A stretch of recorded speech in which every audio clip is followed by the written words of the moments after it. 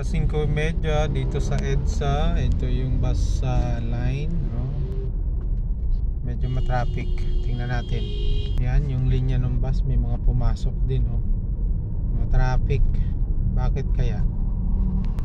November 15, sahod mamaya. Pag na kayo guys papasok sa linya ng bus at malaki ang penalty niyan, 5,000 na raw yan. Ito yung taxi at saka yung bus. Ayun, may nanguhuli na. Ayan, may mga nanguhuli ang aga-aga. Good job, kaya pala matraffic, may nanguhuli dito sa may papunta ng Magallanes galing Pasay. Ayan kasi, wag na kayong pumasok dyan kasi linya ng bus yan eh. O yan, natikitan kayo ang aga-aga. Nabawasan pa yung pera nyo ng 5,000. Baka mag-seminar pa kayo nyan. Kaya sa aking mga kapwa nagmamaneho, please lang, wag na kayong dumaan dyan. Magtiis na lang tayo sa traffic. Wala pa tayo magiging problema.